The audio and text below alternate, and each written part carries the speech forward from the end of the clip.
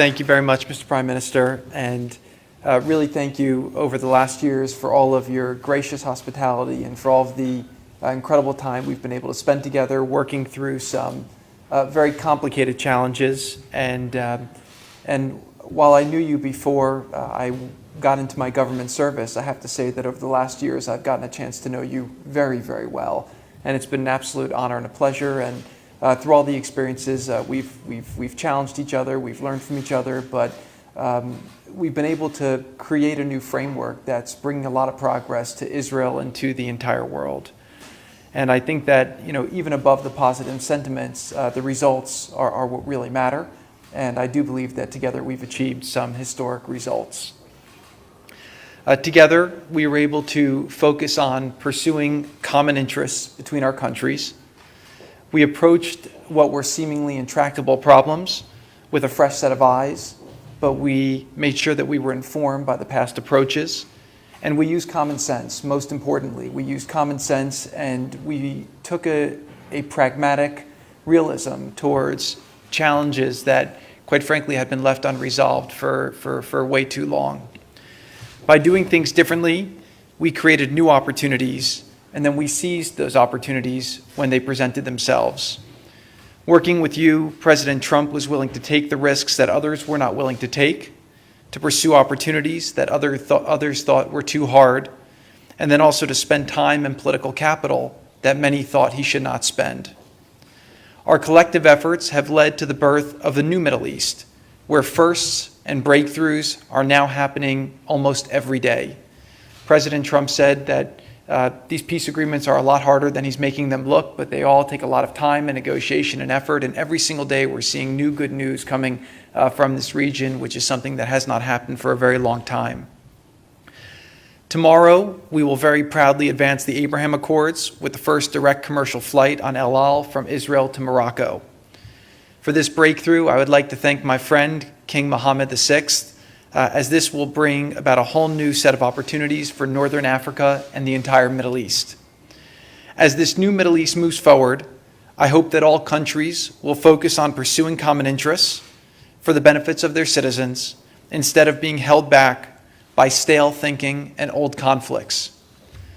Scapegoating, anti-Semitism, and isolating Israel have led to destructive behavior that has held the world back for far too long. All people, regardless of race or religion, share the same desire to live a good life with access to peace, security, and economic opportunity. We must never forget that. The experts for so long were focused on intellectual issues instead of focusing on what are we all trying to desire and achieve as people.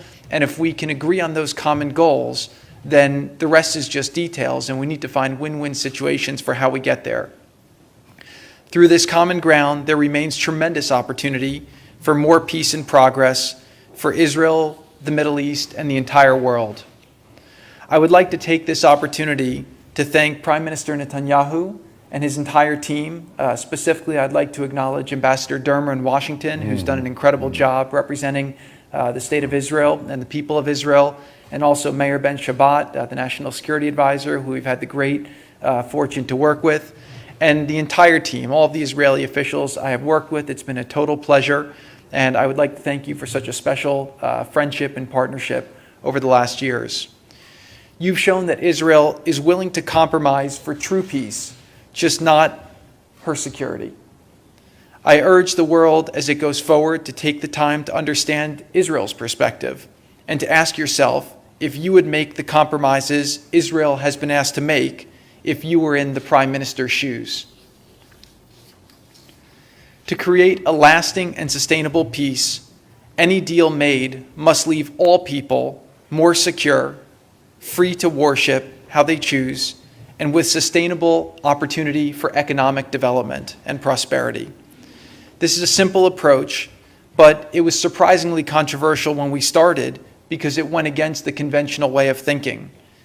After 4 years of intense efforts and learnings, I feel even more conviction that it is the key to continued success, and there is much more success to be had in the future.